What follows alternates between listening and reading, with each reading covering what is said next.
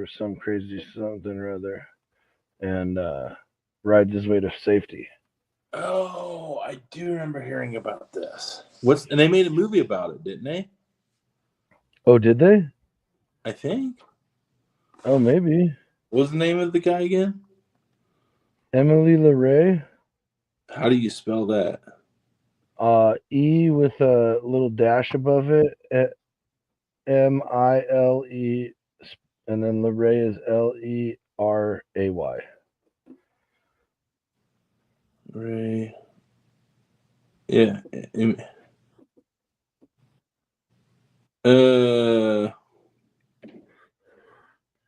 No movie on it. Okay. But how recent was this? But this was like in 20. Wait. No, this is in 93. Oh man, that's impressive. Probably why I could pull it off. There wasn't any parts and things back in 1993. Right, there wasn't as much computers stuff. and. Yeah, now you need like the right chip and the right wire harness. Right. To get the connect. That's a different topic there. Got to get that warranty work. Got to get it. So, Emily's journey began. He's a French electrician and adventurer, set on a solo journey through the Moroccan desert.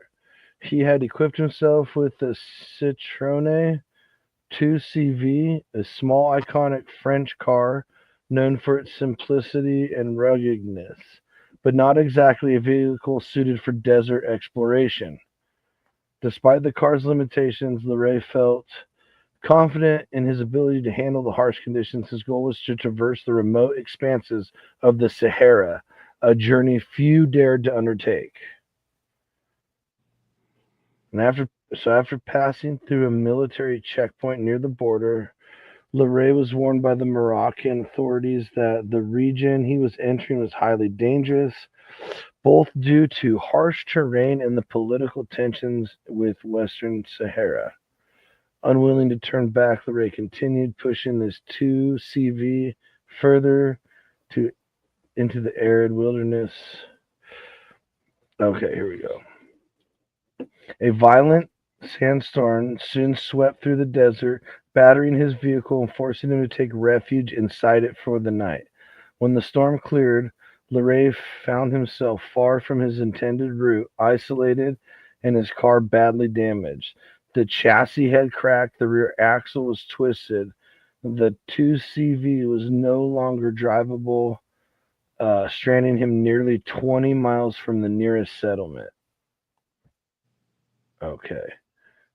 Let's look at this car real quick. See what we're working with. Yeah, let's look at the car, because I'm going to guess it's not going to be pretty. Right, I'm guessing it's some tiny little I'm thinking a square box. Okay, so it looked like a. I'm pulling it up here, but it kind of has the feel of like a bug. So here we go, like a Volkswagen. Let's get this going here. So there we go. I'm excited to see what this thing looks like now. There we go. Okay. It's kind of like half Volkswagen, half Mini Cooper. Right. So, let's see. It doesn't say what year his was. Yeah, we get the vibe. But right. So that's what we're working with here. We said in the 90s, right? Yeah. We don't know what year it was he was driving in the 90s, but my guess is... Right. I don't know if it was vintage or... Here's like this really one. This red one on the right is an 84. This blue one is an 82. So I imagine he twisted the chassis. Yeah, it says when the storm passed after he was in his car for the night, the chassis had cracked and the rear axle was twisted. How do you and no longer drivable? Had to be the heat twisting rear axle on the So, with limited water and food supplies, Leray faced a critical decision: attempt to walk to safety or use his mechanical skills to survive. He chose that one. Realizing that he could fix the 2CV couldn't fix it, he decided to build something entirely new, a makeshift motorcycle from the remains of his broken car. Using only the basic tools and spare parts he had, Leray worked under the blistering sun, scavenging every usable piece from the wreck. He cut down the car's chassis using a hacksaw. Oh my gosh. Jesus. Shortening it. In the heat, dude. Can you imagine Dude. just hacking away? Oh my gosh. Shortening it to form a sturdy frame for his new two-wheeled creation. He repurposed the engine, transmission, suspension, creatively configuring them into a stripped-down, desert-ready motorcycle. The car's body was transformed into a protective frame, while the electrical system was rewired to power the engine and lights. The process was grueling. It took him nearly 12 days. That's incredible. It only took him that long. During which Leray had to ration his meager supplies carefully. He even fashioned a makeshift seat and handlebars from parts of the car's interior, demonstrating remarkable ingenuity under extreme pressure. Okay, let's see if we can find. Uh, That's amazing. I mean, that's dedication. I mean, he could have definitely did 20 miles. You know, I would have walked. Well, you probably can't do it at nighttime, but over 12 days, Dude. you could have Oh my gosh! You could have walked in the morning and the evening and made it. No friggin' way, dude. Here's the picture of the motorcycle. I can't wait to see this thing. It's gonna be like something that you thought you could build as a kid, and you end up with let me make sure. when you build Legos and you thought you built you were in your brain like, I want to make the coolest motorcycle of all time, and then you make it. But this thing's probably gonna look like what it looked like in your head. Okay. Oh wait, excuse me. That's not a very big picture. Let's see if I can zoom in real quick. I told my wife, zoom in on it. Nothing. Okay. So, back to here. Present, share screen. Share. Okay. So, all right, here we go. One time. Here it is.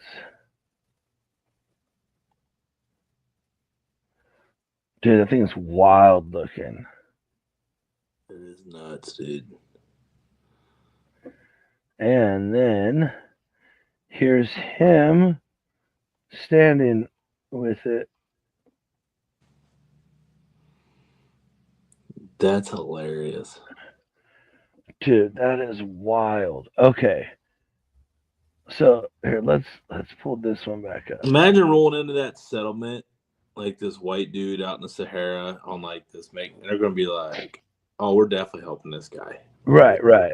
What if they weren't even like mad at maybe the West was like really nice after this? They're like, it's an offering. He's like, you guys can keep it. They're like, oh man. Like, just a thought. I was trying to see if it so Ride to Freedom. With his motorcycle finally assembled, Leray mounted his creation and set off across the burning desert. Despite its rough, cobbled-together design, the motorcycle managed to carry him across the shifting sands, defying all odds. After several more days of challenging terrain and brutal heat, he reached a small Moroccan town where he is able to get medical attention and tell his incredible story. Dude, that is wild. He was stuck out there for like 15 days. Surely they thought he got. Oh, right. Dude, that is wild. That was actually fun transition here. There was a Civil War story about the guy that got like a bullet. Like it went in his forehead, but like he made it. But they left him for dead thinking he died, but then he wasn't and able to crawl to safety. Like, the bullet like was embedded in his head or whatever, but like it healed back, but it left like this massive indenture like right here. And Jiminy. And like over time the rest of the bullet fragments came out. Like, they naturally just push out over time. Mm-hmm. And yeah, but like they reported him dead. So for months, like, his family thought he was dead, but after the war, he got back. I mean, he couldn't fight anymore, so then he went back home, and they're like, "Oh my God, you're alive!" Like, yeah, heard that shit happen all the time in the Civil War. It's crazy. It's brutal. Dude, here's another one. A year later. Where a guy made it into a motorcycle? No, who got lost in the freaking Sahara Desert? Mauro Prosperi. In 94, an Italian police officer, Mauro, whatever, entered the Marathon des Sables, a grueling 156-mile ultra marathon across the Sahara Desert. What the? Like running marathon? That's what it looks like. Holy shit. Because on the fourth day, a fierce sandstorm blew him off course. Prosperi became disoriented and lost, wandering the desert for 9 days. He survived by drinking his own urine, eating bats and snakes, and sought shade in abandoned Muslim shrines. At one point, he attempted to end his life because he didn't think he was going to make it, but his dehydration was so severe that his blood had thickened and clotted, preventing his death. Oh my God. And his heart. Yeah, and his probably yeah. So he finally stumbled upon a nomadic family who took him to an Algerian military camp where he was airlifted to safety. He had lost 40 pounds and his kidneys were severely damaged, but he survived. Dude, that's insane. I have a solution to this, Johnsy. I have a feeling I have the same solution. Yeah, don't go to the Sahara. I mean, I'm not sure why you'd want. It's literally the whole most of the North Horn of Africa, and there's nothing. No, yeah, no way. I'm solid.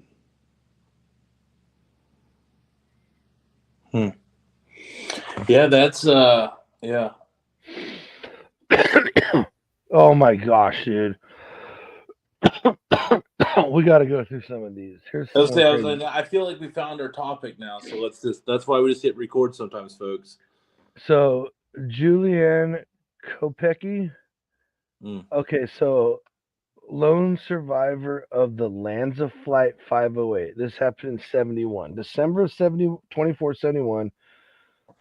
It was Julianne was a 17-year-old German student flying over the Peruvian rainforest when Lanza Flight 508 was struck by lightning and disintegrated midair. What the? Julianne fell over 10,000 feet while still strapped to her seat, miraculously surviving. What? How many feet? Over 10,000, it says. While still strapped to her seat. How is that possible? I have no idea, dude. I have no idea. With a broken collarbone, a deep cut in her arm, and severe bruising, she relied on survival skills her parents had taught her as researchers in the Amazon. She followed a stream for 9 days using the water to stay hydrated and eventually stumbled upon a logging camp. Oh my gosh, dude. That's wild. 10,000 feet. That's freaking insane. I can't believe her. I mean, even if you're in that seat, how was her back or hips or something? A broken collarbone, a deep cut on her arm, and severe bruising. That's it? Yeah, and it's not bad for 10,000 foot. Bro, I get that from falling, like standing up. Yeah, I can't even like walk to go through something in the trash can without doing that. That's wild. Happy for her. Right. That's yeah. Keep the list going. What's next? Okay, Joe Simpson and Simon Yates, 1985. British climbers Joe Simpson and Simon Yates first attempted I was scared. I the thought we were going to have our first Americans. Go ahead. attempted the first ascent up the west face of Sayula Grande in the Peruvian Andes. On their descent, Simpson fell, shattering his leg.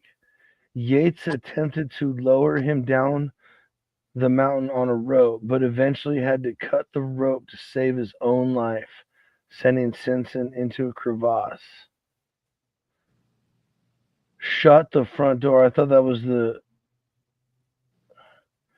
Oh, this is wild. Okay, despite his broken leg, Simpson crawled for 3 days without food or water through the ice fields over jagged rocks, eventually making it back to base camp just hours before Yates was set to leave. Dude, don't leave. Yates, guilt-ridden but alive, was stunned to find his partner alive at the camp, leading to one of the most remarkable survival tales. Dude, that is insane. His buddy left him for dead, dude. And then he had to face the facts. Like, hey, man. Actually, I wonder if that's a movie. There's some crazy, dude. There's a lot of wild climbing stories on them crazy mountains like I guess that, like Mount Everest, there's just like you literally just step over bodies on the way up to the top. Like there's no way to get down. Yeah, and that's the thing. Like if you die on Everest, you're there because it's too dangerous and costs too much effort and everything resources to get your body down. Here's the other funny thing is if you get to the top or near the top, you'll just find all these different oxygen tanks that have been left there over the They decades. say the because you get up there, you need the oxygen, but then on the way down, you're so worried about getting down, you just start dumping stuff. No, dude. I love backpacking. I love rock climbing. I like exploring, but there's a limit. That is, look, folks, that's crazy. I'm good on taking myself out of control. I have no interest in that whatsoever. So, yeah. This one right here, though.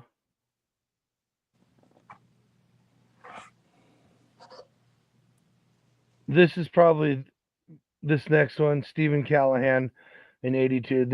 This one would. There's no way. There's absolutely no way. There's no way I could do this. So in '82, American sailor that shot out on his American. Damn it! It was a good Stephen ride. Callahan set off on a solo Atlantic crossing in his small sloop, the Napoleon Solo. After being struck by a fierce storm, his boat sank, leaving him adrift in a tiny inflatable life raft. Nope. No, dude, there's no way I could handle being in open ocean. There's no way, dude. There's zero way.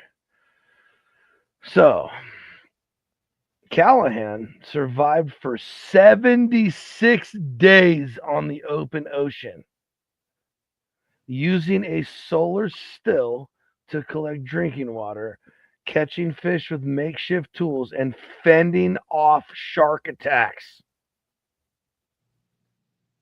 And that's right there, fending off shark attacks. Because, like, way out in the middle, like, these big old tiger sharks will come and, like, try and get whatever's in the boat. Craziness, dude. No. Oh, my gosh, dude. Insane. How the raft, like, stay afloat, dude? Like, right. The shark would have That's what I mean. That shit. He navigated by the stars and rationed his meager food supplies. He was eventually spotted and rescued by fishermen near the Caribbean island of Marie Galante, 1,800 miles from where he had gone down. Holy shit! 1,800 miles without seeing any land. Bro, I would. Yeah, there's no way I'd have made it. There's no way, bro. Oh I my don't god, even know. I would. I can't even imagine, dude. I'm so scared of dying. I would have probably fought till the end, but Jesus, I would have been doubting things, man. 72 days. No, the moment I saw a shark, I'd have probably taken myself out of the game somehow. There's no way. I don't even know how I could function. I just have no idea how I can function.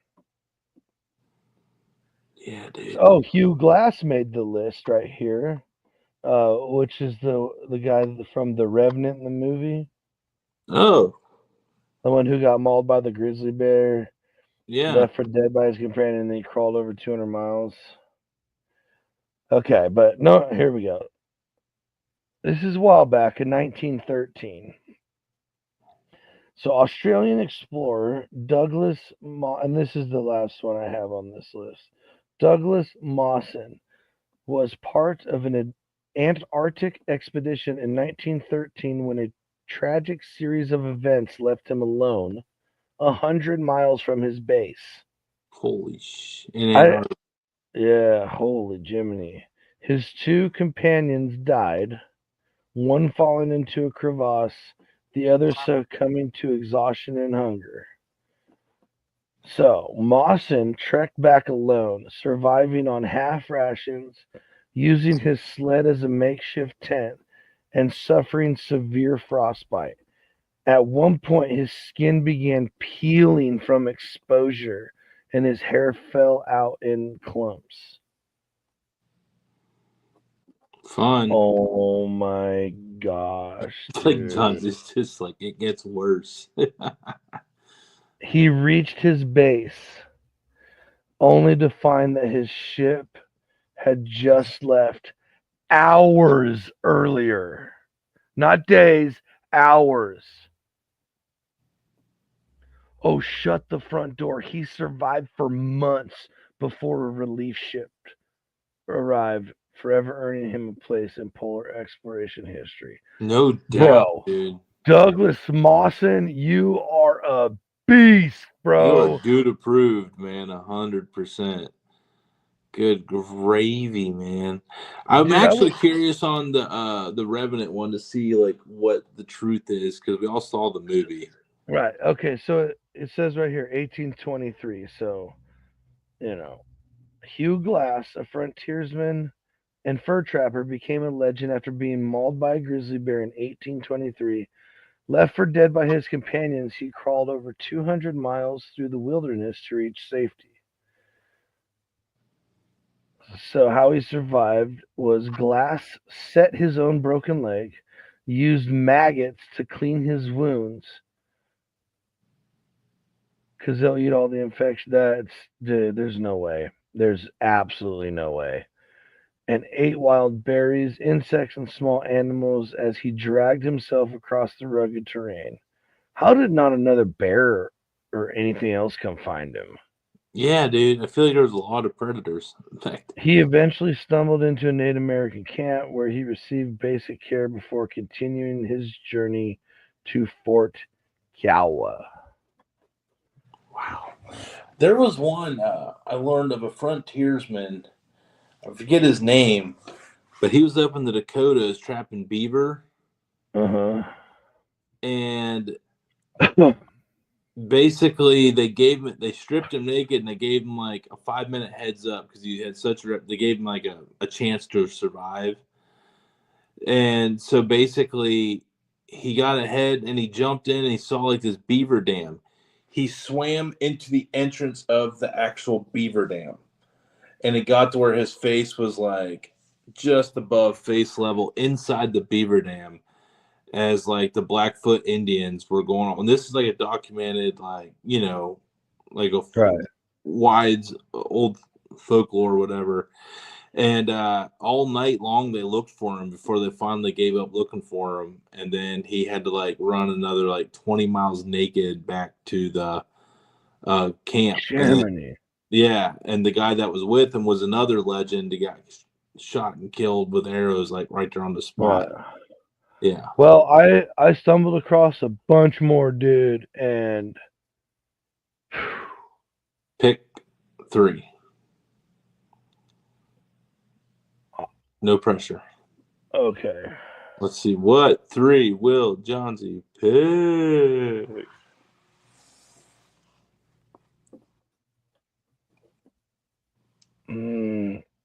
Dude, okay.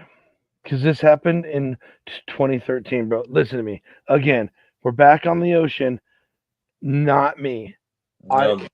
It would not be a heroic, happy ending if I was in this situation. I'm just letting you know. Harrison Okene, a Nigerian cook, survived underwater in a sunken tugboat at the bottom of the ocean for 3 days. No. Trapped in an air pocket 100 feet down, he survived by breathing from the bubble and rationing soda. Divers searching for bodies were stunned to find him alive after 60 hours I remember underwater. seeing this now the other day. Yeah, could you imagine going there like retrieving bodies? And he's like, "Hello." He's like, "Oh God, thank you," and you're like, "What? We got one." There's no way, dude. There's no way. There's no way. That guy was blessed There's by God zero. that day. I'm just telling everybody. That's why I won't go on these like long deep sea fishing expeditions. Like I just won't be able to function. Yeah, I'll just buy it. I want to do that. I want to catch those fish. I want to do that so bad. I did it once. I can say I did it. I did not like. I just will not go on any charter where we leave the sight of land. Cannot do it. Yeah, I got to be able to have a chance to swim back to land. Yeah, because in my head, if I can see it, I can get there. Right. That's my logic anyway. And I mean, dude, it's not just like, oh my gosh, dude, it's not just like, it's just everything in the ocean is designed to kill you. Yeah, it's even like small fish. It's like Australia too. It's like that in Australia. Oh yeah. So, you said pick 3 more, and I got stuck on that guy. That's one. Yeah. Speaking of Australia, Ricky McGee. Ricky Crazy McGee, bastard. I can already tell. I have no idea how in that country this dude survived, but he survived 71 days in the Australian outback. There's actually a survivor they did in the outback, I think. 71 days? What's So McGee claims, this is what it says, McGee claims he was drugged and left for dead by carjackers in the Australian outback. He lived in a makeshift shelter, eating frogs, leeches, and bugs, and drinking from dams. He was found. Okay, so he was found emaciated and sunburnt by cattle station workers after nearly 10 weeks. Jesus.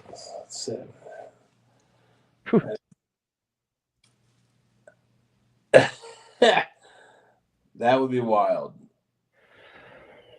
I mean, you don't even go back to a normal life after that. No.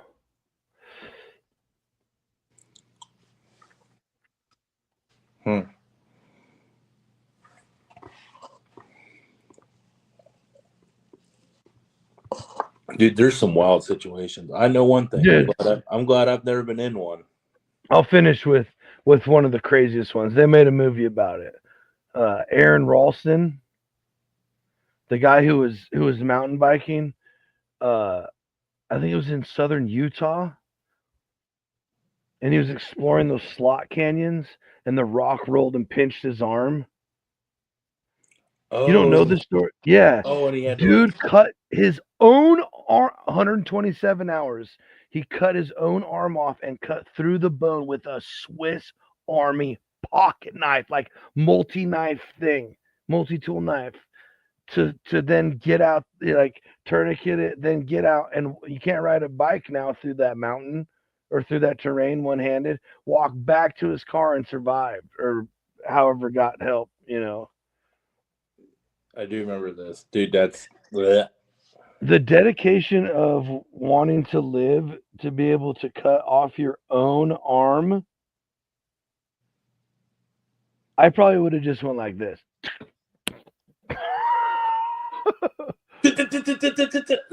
Yeah, just like open it up and like it's like 3 seconds. Or just, hey, you hit this artery pumps like it's like a All gallon, right. like Maybe we a should. massive amount. Yeah. That's what I'm saying. There's an artery in there. Like, how do you even keep that closed enough with a tourniquet to walk out of a place and survive? That dude's got the biggest set of cojones more than most. Yeah, I wouldn't know what to do, man. I really wouldn't. Of course, I'd much rather take sawing my own arm off than fighting sharks off in an inflatable life raft on the ocean. All I'm hearing is stay in your 10-foot tree stand. Hunt things that won't hunt you back. What's funny though is fish on bank where you keep your feet on dry. Most accidents happen within a mile of home. Yep, it's true. You actually are statistically safer out on the ocean. I also would like to know how often you're within a mile of your home. Yeah, that's why that saying makes no sense. Is because obviously you sleep 8 hours of your day here. So you're statistically within a mile of your home way more often than anywhere else. Yeah, I mean, you go to a neighbor's, you go to town. I go down to the Makos, like, you know, right. like, I mean, yeah, it's silly. But I do think people also get a little careless saying, I'm almost home. But like me, it's like, I'm almost home. I've made it this far. So I don't know. I got questions. But anyways, we appreciate everybody. I'm like terrified after reading some of those. You won't see me at the Sahara. You won't see me out in the ocean. You won't see me in the jungle. And I definitely won't be getting on a plane. And that's why I won't get on a plane. I don't want to fall 10,000 feet and break my clavicle. Dude, lightweight. I just like trip the whole time I'm on a plane. Low key. Mm-hmm. Yeah, I don't like it. I just get through it. I hate flying. I talk to the neighbors on the plane because I'm just like, please talk to me and keep me company for like, in my head, that's what I'm thinking. Like, please be cool. Please be cool. Please be cool. I do my best to sleep or watch stuff that makes me just zone the F out. There's like the guys who sit out there and like do work and stuff. I tried it on my trips back and forth across the U.S. last couple years. No, my brain just starts going, okay, all right, time to drown out the noise. I just can't do it, dude. It's so freaky to me, because it also shouldn't work, at least with what they tell us. See y'all next time. Yeah, I don't know. Yeah, I got in deep thought right there for a second on some stuff about just like why I drive 15 hours and instead I'm like sitting there, I'm like, oh man, when you're out here, it's gonna be just go like tag team that stuff. Let's go get her done. Yeah, dude, because the least amount of times I can not be, or however I need to say that, the most time I can spend not way up in the air like that, the safer I feel. I feel like my life will be longer. Yeah, I had no interest. That's why I was like, I'm not flying to Memphis. I'll drive. I'll kill myself. I'll drive to Memphis and kill myself instead of flying. I'm not that guy. Like these people who just hop on a plane and go across the ocean. I have no idea what we're gonna do when we get that big and we got to go like to Spain and stuff. I'm just so terrified. No, we're staying in the States. You guys can go to Spain. I'm good. I'll sit that one out. We'll just take a boat. We'll take a boat. We'll take a big old fat barge, like one that's like an unsinkable one. Not, and we'll avoid Negative, bro. I've seen that movie too. No, we're going to warm waters though. We're going to go down the equator. We're just going to avoid Somalia. Bro, I'll take the flight over the open ocean any day. Because by the time that plane falls out of the sky, I will make sure that I die on impact. Like, but if you just slowly sink on a boat, you're boned. Nope, no. There's when no we way. went to Jamaica, there was like an hour where we didn't see any land over, and I was just like, "This." Yeah, sucks. I flew to the Cayman Islands. I remember. It's like not. I'm like, this sucks. Like this is not. Not. This is not conducive for me. But, well, everybody, tune in tomorrow night. Another foodie show. What was the topic you and Damon discussed? Common food habits. Oh, like how some people pick up little bunches of fries, and some people are individual fry at a time people, or some people have to have dessert after every meal, or people who mix food together, people who don't. Those kind of food habits. People who eat one item at a time. Me, right? Yeah. So tune in next week. We're getting into more uncommon. And then we're just kind of spiraling out of control until we get to some weird, crazy food habits that freak us out. It's going to be a fun journey. Definitely hang out. It'll be a fun one. I hope I can make that one. That'll be fun. So absolutely. Everyone, please subscribe to the Dude Network podcast. That's the name of the Dude Network podcast on your favorite podcast platform. We're trying to get some new subscribers in here, get them podcast downloads and streams up there for us. Mm-hmm.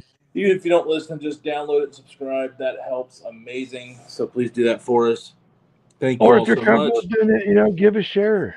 Give a share on. I mean, you can still share it. I'm just saying, but if the bare people minimum, know, the bare minimum is still appreciated and helpful. So. Yeah, people who. Oh yeah, we love you. That's why we're still here.